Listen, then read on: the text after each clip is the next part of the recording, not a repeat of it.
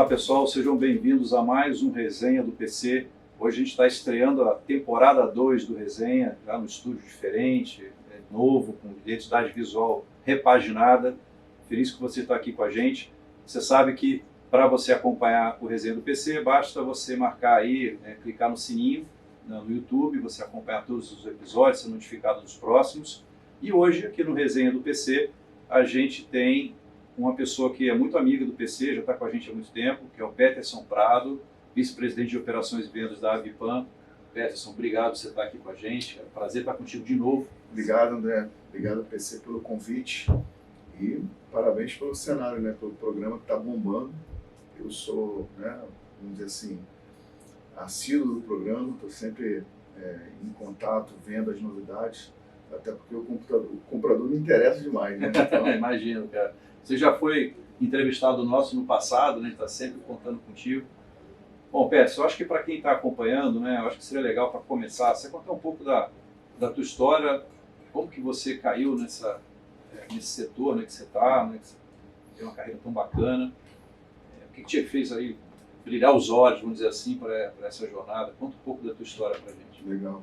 Bem, André, assim, para ser rápido, até porque tem muita coisa para conversar, mas eu comecei cedo, comecei com 14 anos na indústria, vamos dizer assim, de ferramentas, então eu fui técnico, fui para ajustagem, tornearia, fresa, desenhista técnico, fiz segundo grau técnico, que na época era segundo grau, hoje tem outro nome, em eletrotécnica, fui para a área de vendas, depois fui para Detran, fui historiador, tu lembra daqueles formulários brancos e rosas, daquele, de qual carro é particular, o carro que é comercial, não enfim, não lembro, tá bom. Fazia vistoria, eu voltei para a área de vendas, fui promotor de vendas de uma empresa chamada Petit Paulina, que é uma empresa de iogurte, e com 20 anos eu mudo e entro no turismo, inclusive na empresa que eu estou hoje, estou há 26 anos lá. Então, fiz uma carreira, acho que bacana, onde hoje, junto com toda a equipe que a gente tem, graças aí a uma equipe muito bacana e um portfólio equilibrado de clientes, enfim, tudo que a gente construiu nesses anos, a gente está lá desempenhando essa nova função. Então, a minha carreira, resumindo, porque senão a gente tinha que fazer vamos dizer assim, um podcast aqui de, eu acho que uns 3 dias, uma série, fazer alguma coisa, um FAU temporada 1, 2, 3, porque tudo foi para a guerra, a gente foi para a guerra, realmente. Verdade. A gente viveu a transformação das empresas, inclusive. Pet, deixa eu falar em transformação, já pegar um gancho para a próxima pergunta, o setor, de vocês, cara, teve aí um momento de extrema crise que veio da pandemia e eu queria fazer uma ação a com ponto de largada da pergunta, esse momento da pandemia, mas eu queria falar do momento atual, do que vocês aprenderam, do que esse evento transformou o negócio, mas principalmente como está hoje, fruto desse histórico recente do setor. Vocês pararam completamente, ai meu Deus, e estão aí. Qual é o legado? O que ficou? Como é que está o setor hoje, na tua visão? Eu acho que o legado principal, para mim, assim, até de forma pessoal, cara, o turismo sempre foi um setor de margens muito baixas, assim, margens muito acirradas, e onde às vezes alguns setores, inclusive, trabalham em break-even, às vezes, assim, regularmente achavam isso normal, Então, às vezes todo mundo olha os volumes que são reportados, como é a indústria, por exemplo, do corporativo no Brasil. O turismo, ele hoje representa uma grande fatia do PIB, e o corporativo no Brasil é responsável por isso. Mas, na pandemia, quando você vê aquilo tudo ir ao chão, que você, de março de 20 para abril de 20 ali, você vê a gente cair 90%, 95%, só ficou realmente aquela mobilidade essencial de alguns clientes que não paravam, como a indústria de óleo e gás, enfim. Traz saúde também. Isso exato. Aí você vê, cara, o que a gente precisa fazer para tornar esse negócio mais rentável, principalmente dentro de casa, como a gente olhava isso. Então, acho que o legado foi esse, né, de gerar uma necessidade tremenda de equilíbrio, de que você não tem que gerar, você tem que ser profitable, né? Você tem que ser ali rentável. Todo negócio ele tem que nascer, ele tem que ter na sua essência de gerar lucro, né? Eu acho que isso é um trade-off que tem que existir, né? Aí quando você fala principalmente da área de compras nas empresas, onde a gente ainda vê até hoje que não há um foco no equilíbrio, né? Eu acho que sempre há realmente um embate ali, aonde só um lado tem que ganhar. Eu acredito que isso não é, vamos dizer assim, bacana, isso gera realmente desequilíbrio nas relações, e a longo prazo isso volta de alguma forma. A gente estava conversando, né, aqui nos bastidores, né, compartilhando com o pessoal, a questão do ESG. Né? Eu queria abordar mais para frente, mas já que você falou essa questão do equilíbrio, eu vou trazer essa pergunta para hoje, para agora. Uma das coisas que a gente, como Procurement Club, né, comunica se você vai olhar em compra do ESG, a sugestão não olhe o ESG como uma agenda complementar ou está agregando ao que você faz, mas olhe o conjunto da obra e repensa a atividade de compras no formato ESG. Do tipo, eu tenho agora um exemplo, tá? Na minha base de fornecedores, uma demanda para que eles tenham um programa de diversidade. Mas eu atraso o pagamento. Mas eu não quero pagar o reajuste do contrato. Mas eu pago em 60 dias, em 80 dias, 90 dias, 120 dias. Então, assim, se é para falar de ESG, o desafio, né, que a gente coloca como Procurement Club, não é nem como a Vipam, mas a gente, para o comprador, vamos olhar o conjunto da obra, você trata o cara de forma adequada na diversidade, mas estrangula o cara na questão que é contratual, devida às vezes. Pagar um reajuste é contratual. Então, a questão que eu até coloco aqui para você, Pet, como que você vê essa história do ESG na cadeia e principalmente como que você percebe o teu cliente te demandando isso em relação a essas práticas que você falou, que às vezes o cara te aperta o pescoço. Né? Você acha que discurso é fake? Você acha que encaixa mal o ESG quando coloca para você essas questões? Acho que assim, discurso fake, acho que seria até muito duro, né? Porque de fato eu acho que as pessoas, inclusive, elas querem fazer algo, enfim, mas as organizações ainda não estão alinhadas, né? Então, vou dar um exemplo para você, estava num evento que é o GBTA, que é o maior evento de viagens corporativas do mundo, acontece uma vez por ano nos Estados Unidos, e tinha uma pesquisa de o que era a mais importante na relação do comprador, né, do gestor de viagem, com o seu fornecedor TMC, né, que sou eu aqui, né? Aqui TMC, só para ficar claro, é Travel Management Company, uma agência de viagem corporativa. Então estava lá a confiança, governança, preço, enfim, várias opções, e estava o ESG. O ESG era 1%, né, na resposta, deu 1%. Então, mostra que ainda não há um protagonismo, né, uma matriz de decisão em relação ao ESG nas relações entre as empresas e os fornecedores. Então, a gente vê isso tanto na escolha de uma agência, você vê isso também na escolha do produto final, o quanto as empresas já têm aí, por exemplo, companhias aéreas que já têm compensação de carbono, isso é colocado na pauta com as empresas, locadoras, hotéis também têm ações de ESG, de compensação. E eu pergunto para você aqui, você que foi C-Level de compra por muitos anos, ainda na minha visão, um cara totalmente relevante nessa indústria. Qual é o protagonismo do outro lado? Como que as empresas estão olhando para isso? Porque a opção do lado de cá tem, mas de verdade essa agenda ela não é protagonista ainda. Olha, eu acho que assim, existem empresas com níveis de maturidade diferentes, mas em geral eu acho que, principalmente nesses exemplos que você deu, eu não vejo como... Eu acho que no Brasil repetiria a resposta desse evento que você teve lá nos Estados Unidos, sendo bem sincero. Tá? Agora, você falou uma coisa, Pet, que assim, que me intuiu que no corporativo não vai, mas as pessoas têm percepção de que isso é relevante. Como é que você pescou isso? Você acha que os seus interlocutores dentro das empresas compartilham o que gostariam, que se preocupam com a agenda ESG, mas no corporativo a coisa não anda. Como é que é isso, cara? Só para entender a tua percepção. Eu acho que até mesmo, assim, para mim, legado de pandemia, a agenda de você pensar mais no próximo, depois da pandemia, vamos dizer assim, ela foi mais acelerada, né? E eu acho que o ESG é uma forma de pensar no próximo, assim, né? Enfim, isso traduz. Do outro lado lá são CNPJs, se falando, mas são CPFs ali nas mesas, né? Enfim, fazendo essa troca para chegar no denominador comum. Então a gente vê que há, vamos dizer assim, principalmente no mindset das pessoas, uma aproximação da agenda.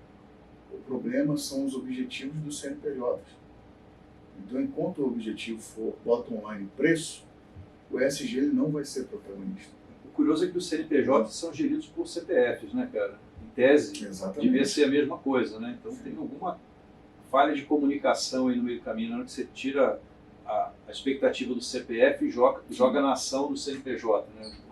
Sim. Alguma falha aí de contato, de comunicação. E assim, como você falou, eu ouço muito, eu sempre tento aprender um pouco da área de compras para entender a pessoa que está do outro lado me contratando e vejo, por exemplo, a agenda do Fairtrade, que está totalmente alinhada com o ESG.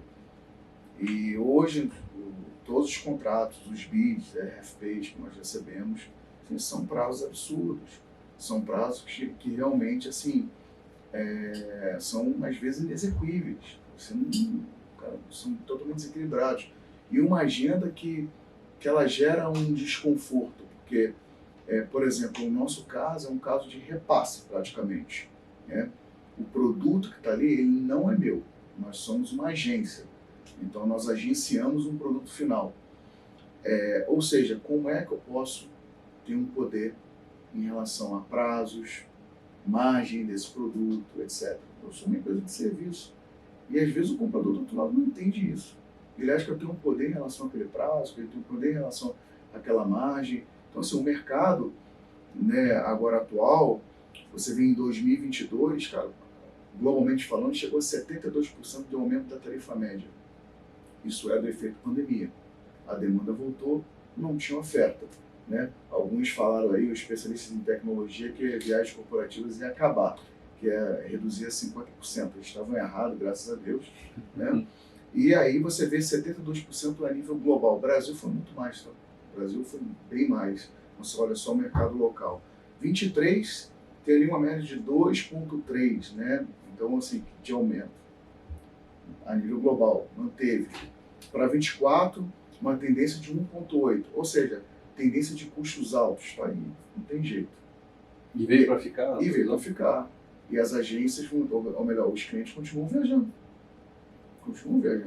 Então, você tocou num ponto que eu acho legal a gente explorar aqui, Pet, porque aí é uma questão de bola de cristal, né? A pandemia trouxe a questão do virtual, era só virtual, e naquela época muitos gurus falavam, agora trabalho remoto, virtual, etc. E a gente está vendo que não é bem assim, né? As coisas estão voltando e tal. Aí, alguns estão no híbrido, remoto 100%, acho deve ser a minoria hoje, não sei, não tenho estatística, não vou afirmar. Mas como é que você vê, né, dentro do teu planejamento, né, a questão do corporativo, principalmente, em relação a essa volta, se isso é consistente, veio para ficar, se essa história de reuniões virtuais e tal, mas não é, ou seja, o presencial realmente está voltando. Você acha que a tendência é realmente se consolidar essa questão das viagens e continuar uma crescente? Sim. Pelo menos em demanda, tá? Em demanda, a demanda ela só cresce. Assim. A gente vem, por exemplo, eu falo de Avipan, né? O grupo ele vem crescendo nos últimos anos na ordem de 16% a 18%. Eu estou falando de crescimento orgânico do próprio portfólio, não estou falando de novos clientes, né? Então isso promove, né, isso enfatiza que a indústria, vamos dizer assim, ela tá crescendo, a demanda por viagem está crescendo. Que me leva a provocar no seguinte ponto, André. algumas companhias, ao longo dos anos, vamos dizer assim, aí na tendência de como você comprar melhor, vão para os mesmos lugares, fazem, vamos dizer assim, os mesmos negócios, e você vê que não há planejamento. O planejamento é uma ferramenta assim, essencial para você reduzir custos nessa indústria, né? E aí você vê na pessoa física, às vezes você planeja suas férias lá de um ano, reúne a família, fala, a gente vai fazer o ano que vem, vamos para fora, não, o dólar tá alto, vamos ficar aqui no Brasil, também tá caro, o que a gente faz? Né? Então, você tem planejamento. E quando vai para a pessoa jurídica, as pessoas têm, às vezes, dificuldade em se planejar, dificuldade em seguir os seus orçamentos. Então, assim, se eu puder deixar uma dica aqui até de tendência, né, a gente vê a grande provocação dos clientes conosco nesse momento é realmente como é que eu posso, diante de uma indústria que cresceu em níveis de tarifa, não dá nenhum sinal de retrocesso, não tem sinal de retrocesso, pelo contrário. Os voos estão cheios, estão lotados. Os voos estão cheios, lotados, continua o que a gente chama, né, de falta, né, lack of staff, então você tem, não tem gente. No caso na indústria, por exemplo, de aviação, falta avião, combustível caro, uma indústria extremamente dolarizada. Aí você vai para o Brasil, 70%, né, por aí dos custos dessas empresas são em dólar, mas a receita deles é em real. Então, assim, cara, uma indústria difícil. Então, como é que a gente consegue realmente reduzir custos nisso? Planejamento. Planejamento, você tem que ter planejamento. Hoje, nós, por exemplo, até internamente, porque a gente também viaja de forma corporativa, a gente já tem evento para julho e agosto, nós já temos tudo comprado. Nós falamos lá internamente, entre os C-Levels e os sócios, nós temos que ir para Atlanta para aquele evento, já está comprado. E a gente vê empresas que não fazem isso. Então a minha pergunta é, por que não faz? E depois fica numa RFP lutando por um custo, por uma redução do custo do serviço, que é às vezes 1% da pizza. Você entende? Na pizza, aqui você tem custo do aéreo, custo do hotel, custo da locação, o custo inteiro da mobilidade. O custo da TMC, da agência, às vezes não chega a 1%. E está sempre em debate de ser o custo mais espremido. Então, eu provoco que assim, a gente precisa de mais planejamento.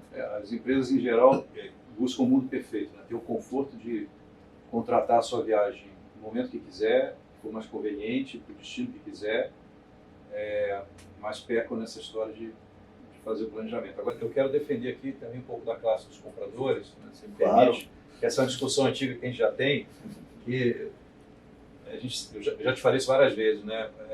Se você tem um determinado produto, que você tem pouca oscilação de preço, inclusive você forma na tua cabeça quanto custa aquele negócio, qualquer coisa fora daquele número que você tem de referência, seja, opa, esse negócio está muito barato, está muito caro, em geral, você vai usar outros atributos para a tua escolha, porque qualquer marca vai ser o preço equivalente àquele que você tem na tua cabeça, né? Aí você vai escolher qualidade, você tem mais preferência por uma marca ou por outra, etc. O problema falando especificamente da questão da aviação, é que muito antes da pandemia, isso eu já falava para você pode comprar o mesmo assento um do lado do outro, como a gente está aqui, o cara que está do meu lado pagar metade ou o dobro do que eu paguei no meu bilhete para voar no mesmo avião, com a mesma tripulação, com o mesmo combustível, no mesmo aeroporto, etc. Né? Então, o fato, na minha opinião, né, das companhias aéreas historicamente oferecerem variações abissais de preço, driveia o cara, na hora de olhar a compra, olhar claramente também a questão de preço. A própria indústria fomenta isso, né? E não é só a empresa, na física também. Você vai comprar uma passagem, para comparação, tem um monte de algoritmo aí que faz isso pelas costas. Mas se você me permite uma época assim. Você tem direito a réplica. A minha provocação é do ponto de vista exatamente o que você falou. Se você tem um produto que ele tem uma variação que às vezes chega, sei lá, a 80%, né? Então você tem ali, ele começa numa base de X, vai Y e vai crescendo à medida que tem essa curva da oferta e demanda, de como você enche o voo. Por que as empresas não se planejam para comprar mais barato? Eu concordo. Então, assim, a indústria ela não vai mudar, ela pode até mudar, por ela não dá sinais disso. Essa forma de precificação, inclusive, ela é, vamos dizer assim, uma forma global. A gente não está falando só de Brasil, ele está falando a nível global. o aéreo é precificado dessa forma. O que a gente coloca é que existem, vamos dizer assim, estratégias, formas simples de redução de custo. Simples. Eu vejo realmente na pauta, às vezes, alguém questionando uma companhia aérea A, B ou C, por que você não pode me dar uma tarifa privada? Por que você não pode fazer isso? Mas o cara tem lá todo o planejamento dele, a visita àquelas filiais, fábricas, etc., os eventos que aquelas pessoas vão, e não se planeja. E a tarifa média do corporativo, ela não flutua tanto assim, sabe? Então, assim, você tem um baseline ali que você consegue trabalhar, inclusive para níveis realmente até de bonificação. Tem empresas que fazem gamification, se você conseguir X, 10% lá do teu orçamento, né, para baixo, eu te bonifico de uma forma. Então, acho que falta, às vezes, pensar um pouco fora da caixa disso. Uhum. Tá. E não simplesmente colocar a culpa que a indústria, não, ela é difícil e tal. Não, ela é. Vamos combinar que é. Eu só estou colocando que o cara olha preço também porque a própria indústria fomenta esse olhar. Se o preço fosse flat, está dentro do razoável, eu vou escolher o assento mais bonito, o avião que tem mais perfume, sei lá, quem vai ter ali diferencial. Essa é uma boa pauta. Porque, por exemplo, você foi esse level de compra por muitos anos, né? Um cara extremamente experiente. Nas empresas que você passou, o colaborador escolhe a marca do computador dele? Eu já sei onde você vai chegar, né? Depende do colaborador. Tá bom, tudo bem, mas de uma forma geral, não escolhe. De uma forma geral, não escolhe. Né? Então, vamos lá. Você fala muito hoje em experiência, né? Então, o cara fala, uma das tendências é a questão da experiência do viajante. A experiência do viajante, na minha visão, ela tem que estar atrelada ao budget de direcionamento da companhia. Yeah. Ele tem que ter a melhor experiência, e a gente defende isso, tem ferramentas para isso, inclusive. Ele tem que ter a melhor experiência, mas dentro do direcionamento da política da empresa dele. E há uma distorção nisso, há uma distorção que, por exemplo, o meu computador, não fazer mexer aqui para a marca, né, mas é Dell, eu adoraria ter um MacBook. Está lá, é Dell, é a minha política, está lá o único direito que eu tenho de criar a senha. Ainda bem. Agora, no corporativo, às vezes há essa distorção. Não, eu tenho que voar na companhia A, porque eu sou Black, Platinum, isso aí. Depende da cultura da empresa e da política também. Então, mas essa é uma agenda que ela não ganha maturidade. Ela não ganha maturidade há muito tempo. Né? Então, da gente realmente... Por isso que eu acho que, às vezes, quando você for para a linha do ESG, voltando ao ponto, que você vai estipular lá, vou nessa companhia aérea porque ela utiliza equipamentos que poluem menos. Vai ter o cara que vai para outra que polui mais porque ele ganha mais milha. Você entende? Então, enquanto houver conflito de interesse, por isso que, na minha visão... Quando houver conflito de interesse, o ESG fica com 1%. Fica com 1%. Entendi. É isso. Claro. Eu trabalhei numa empresa, falando de cultura e política, uma empresa global, que o viajante do Brasil para a Europa, ele tinha que ir na classe econômica. Mas o viajante da Europa, eu vejo funcionário só que trabalhava na matriz lá na Europa, para o Brasil, pela política local dele lá, ele já tinha direito executivo, pela duração do voo. Mas é o equivalente, você tem carro, tá? Então, assim, tem essas idiosincrasias eventualmente nas empresas em função de cultura, de política. Mas não tem, que eu vou falar. E também, assim, a gente também não pode ter uma agenda meio que clichê, né? Essa diferenciação existe em outras formas, né? No próprio salário. Às vezes um ganha mais que o outro.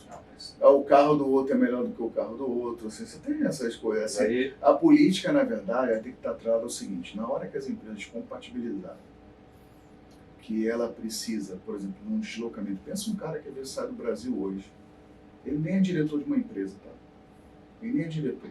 Ele sai daqui hoje para ser relevante para um fechamento de um grande negócio na China. O cara fica, sei lá, 20 horas numa aeronave, 24 horas, fora jet lag, etc. A empresa precisa, na minha opinião, precisa pensar no ROI.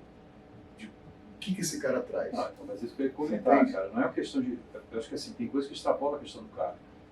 Pegando o gancho que você falou, uma determinado grupo de profissionais, em geral os de alta liderança, tem direito a um ar-condicionado na empresa. Os outros vão ficar no calor. Não, isso é um conforto básico. Não, o cara que está na executiva tem direito a beber água, o outro não tem. Então, assim, o cara fazer uma viagem de 24 horas, para chegar lá quebrado. Será que ele vai fechar um bom negócio? Não, e pior, ainda tem um detalhe, não, para economizar o hotel, ele já chega e já vai direto para a reunião. Novamente, será que ele vai fechar um bom negócio? Então, assim, na hora que as empresas começarem a responder primeiro essa pergunta, elas vão conseguir modelar melhor as políticas e os objetivos de orçamento. Bom, Pet, você falou, cara, trazendo de volta aqui uma questão das aéreas, tá? Mas você tem mais fornecedores do que só as aéreas, né? Que também sofreram lá atrás com a pandemia e tiveram que se recuperar, reestruturar, etc. Como que você vê os seus demais fornecedores? Que tipo de transformação de lá para cá? Aí eu falo dos hotéis, do pessoal da mobilidade também, das locadoras e tal. Como é que você vê o resto da tua cadeia, vamos dizer assim, em relação ao momento atual? André, assim, saindo um pouco das aéreas, eu só queria fazer uma ressalva que até a pauta que nesse momento, né, a Gol, ela está em Chapter 11, né, que é o capítulo 11 nos Estados Unidos, e às vezes as pessoas confundem, né, porque essa recuperação nos Estados Unidos era bem diferente da RJ brasileira. E várias companhias aéreas passaram por isso, né? Então, isso é um instrumento de recuperação que, na minha visão, coloca principalmente o momento que essa indústria vive. Por quê? Pensa o seguinte, essa companhia aérea está com custo alto, né? Você que já não mora em São Paulo já há um bom tempo, né? Desculpa te dedurar aqui no podcast, no programa, mas você é um cliente, né, de companhia aérea, né, recorrente. E você olha níveis de tarifas assim altíssimos, né, assim, altos, né? Então, assim, níveis altos de tarifa, níveis que realmente afastam o turismo, a pessoa física, né? Eu até ouvi uma vez uma entrevista muito bacana, onde um cara falou assim, olha, você vê como a gente está com uma indústria, vamos dizer assim, está desequilibrado na questão da recuperação, que tem, por exemplo, tem demanda, mas não tem oferta, a oferta que tem está com uma tarifa muito alta, e assim, o brasileiro voltou para o ônibus, né? Ou fazer mais viagens de carro, então o corporativo ele continua forte, porque as pessoas têm que fazer negócio, etc. Mas muita gente que fazia Rio-São Paulo, níveis de tarifa bem mais baixos que a gente tem hoje, não faz mais, que pô, carro, aí, pô, de carro, estrada boa, etc. Já vou no meu carro, acabou. Então, mostra que, assim, se recuperou o volume, o preço está alto, mas os níveis, vamos dizer assim, o desequilíbrio dessa cadeia, ela existe, né? Então, um próprio Chapter 11 aí da Gol mostra isso, nível de endividamento que existe no setor. Hotéis, muitos não voltaram, né? Principalmente hotéis independentes, né, que fecharam. O Brasil tem um percentual grande de hotéis independentes, não voltaram. Na parte de locadoras, você vê também um pouco de depressão, né? Então, você vê ali a própria Localize Movida reportando, vamos dizer assim, um lucro mais baixo do que ela tinha, né? Ou seja, ou outra, a própria... na parte das locadoras, você vê também um reporte onde locadoras estão comprando carro mais caro, né? E não estão conseguindo vender, porque o mercado também de seminovo está complicado. E isso era um fluxo, né, do mercado das locadoras. Elas compram bem, alugam bem e vendem bem. E essa cadeia está desequilibrada. Então, eu acho que ainda tem vários traços assim, negativos de pandemia, juros altos, né, a gente viu, inclusive, né, isso também traz depressão para o setor, que é um setor que toma muito endividamento, né, toma muito caixa. Então, assim, eu olho numa perspectiva que a gente tem que ver para 25 como é que a gente vai ver esses níveis no mercado econômico, enfim, o dólar, a expectativa do dólar não é retroceder, né? A gente vê aí, enfim, quem sou eu aqui para falar disso, não é minha área, mas olhando os especialistas, há aí uma previsão do dólar continuar no mesmo patamar, juro não retroceder muito. Então, assim, é uma agenda, cara, a questão da reforma também, todo mundo já olhando com muito, vamos dizer assim, com muita preocupação, né, da adequação a essa agenda fiscal nova que vem. Então, a gente vai ter muita coisa nova por aí. Eu não vejo, sinceramente, os patamares que eu vejo de custo para frente, eu não vejo retrocesso, não. É por isso que você fala que o volume voltou, mas a margem está sacrificada em função de todos esses fatores que você colocou. Exatamente. Agora, Pet, não tem como deixar você vir aqui e não perguntar. E os R$200, cara? Da passagem?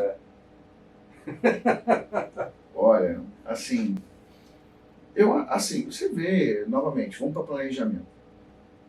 A gente já vê retorno de algumas promoções, né? Isso não é corporativo, claro.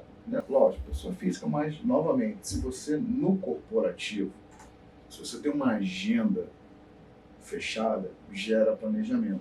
Essa é a minha humilde opinião, né? Então, nós temos a nossa empresa lá no Rio também, eu tenho uma agenda de visitas ao Rio, então eu já tenho como me programar. Então, esses R$200, que inclusive voltou aí a aparecer, né?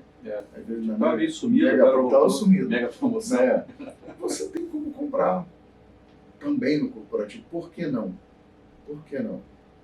Então, a questão que a gente vê é também uma indústria voltando a ter equilíbrios, né, sem fake news, né? A gente viu os caras das milhas aí que assim atrapalhavam muito, né?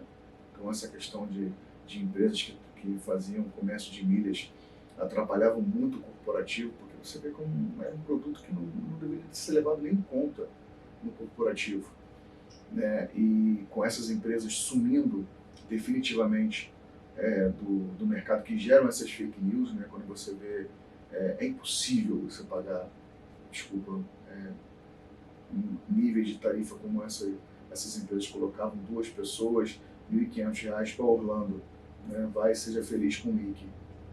Né? Muitas dessas pessoas tiveram seus R$1.500 aí, vamos dizer assim, travados, nunca mais viram. Então, assim, eu acho que a gente precisa olhar para essa indústria e buscar o nível verdadeiro dela, né? Você olhar e falar, poxa, cara, qual é realmente o nível de preço que eu tenho nessa rota ou nesse destino. Olha, Pet, a gente está aqui, chegando aqui no final, cara, queria te colocar uma pergunta para fechar, mas até para fazer a pergunta eu preciso contextualizar uma coisa que você falou. O cenário que você pintou aqui é um cenário negativo, na minha visão, né? Porque é um cenário de custos aumentando, porém o cliente que paga a conta no final já pressionado, já migrando inclusive para outras, no doméstico principalmente para outras opções, isso na física, né? Em função de custo mesmo. Sim. Agora não consegue pagar mesmo, ficou um preço que eu não consigo mais pagar.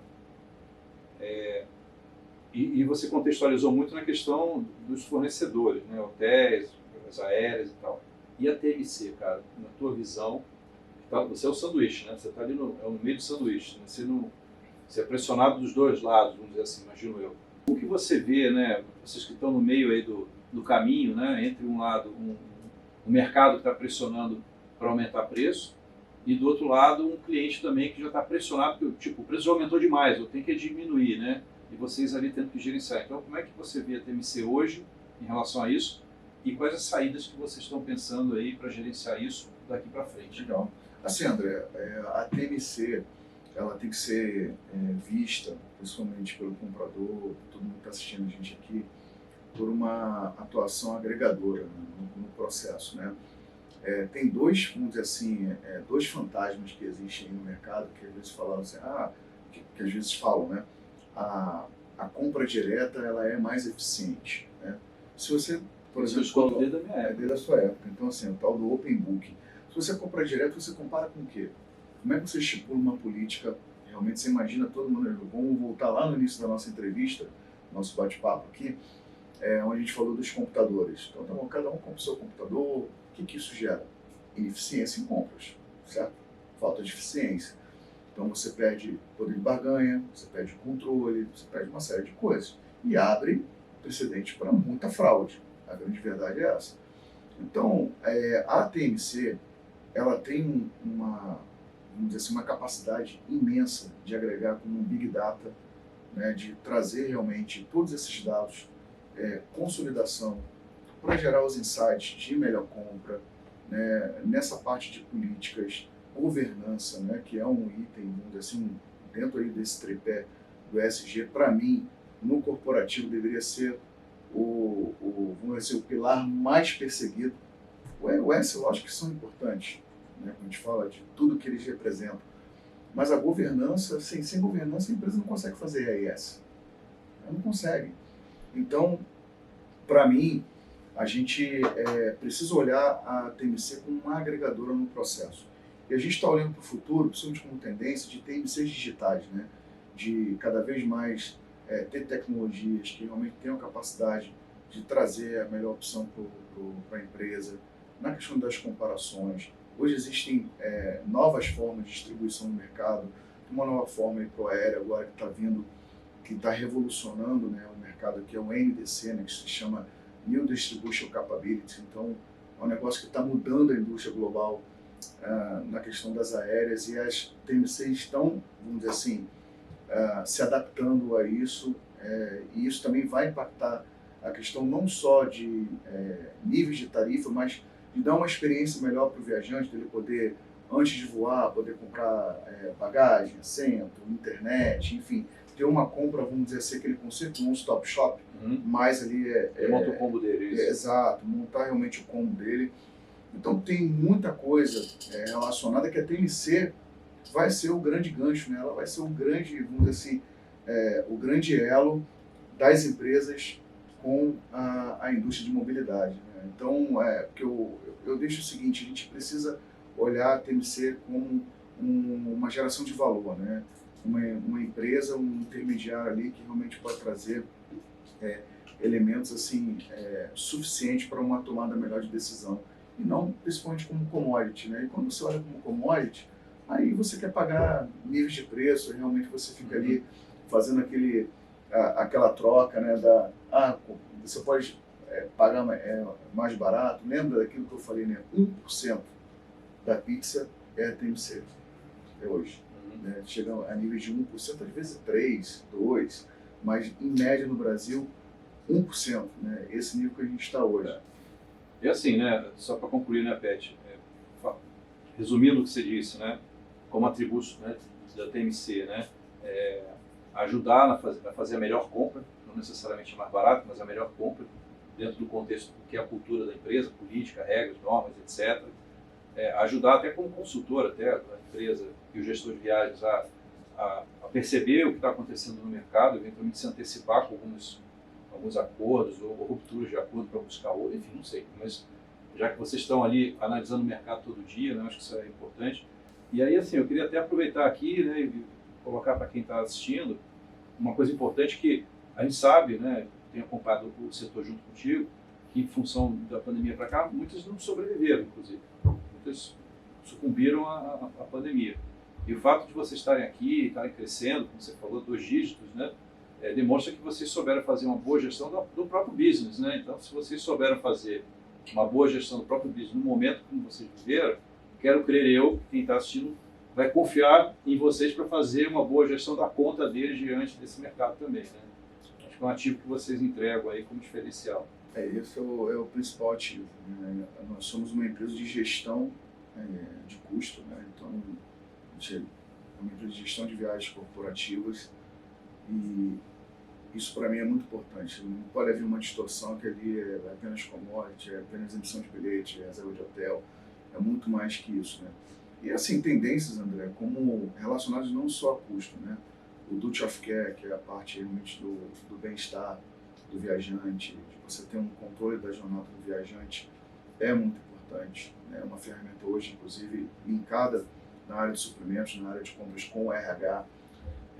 Então, o próprio, que a gente chama a viagem combinada, que ela está agora com uma tendência muito grande de você poder ter ali a fusão os interesses pessoais com os interesses da empresa e poder fazer uma abertura disso e ter uma compra, vamos dizer assim, combinada, boa para os dois lados, mas tem que ter alguém no meio para fazer essa governança, certo? Você imagina se você é open book e você abre isso lá, não, você pode ficar mais 2 dias lá, você vai para um evento em Miami, não tem problema ficar mais 2 dias, etc. Quem é que vai gerenciar isso para você? E principalmente a questão da gestão de expense também, né? Que é a gestão do todo. Né? Se fala muito do aéreo, do hotel, da locação de veículo, do táxi, enfim, mas a viagem corporativa ela tem uma imensidão de custo envolvido, que às vezes, inclusive, na hora que você vai lá no bottom line, esses custos adicionais representam até a maior parte do todo quando você compara com aéreo e com hotel. E para fechar, Pet, não poderia deixar de mencionar também a parceria que vocês têm com a Travel Leaders, né, que habilita vocês atuarem com tudo isso que você comentou, não só no Brasil, mas no mundo inteiro. O mesmo nível de serviço, vamos dizer assim, através da parceria. Sim, a Travel Leaders permite a gente, através dessa parceria, estar em mais de 90 países, né, com uma gestão de viagem globalizada ou regionalizada, tanto que a gente chama, né, da globalização de fora do Brasil para cá, mas a gente também tem feito agora cases bem bacanas de empresas brasileiras, né, que acabaram se expandindo aí pelo mundo e a gente está fazendo globalização a partir do Brasil.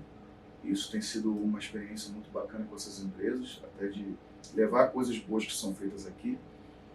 E não só em viagens corporativas, né? Na própria Travel Leaders também nós temos uma empresa de eventos, que é a IES, na parte dos eventos corporativos também, que vejo um retorno, vamos dizer assim, avassalador dos eventos presenciais, assim como a gente vê também já os sinais no trânsito de São Paulo, que bom, eu nunca mais reclamei na minha vida de trânsito, então, né, porque isso é um indicador que as pessoas estão voltando mais para o office, estão voltando mais para o escritório, para os eventos presenciais. Estão sentindo necessidade, né? Essa socialização.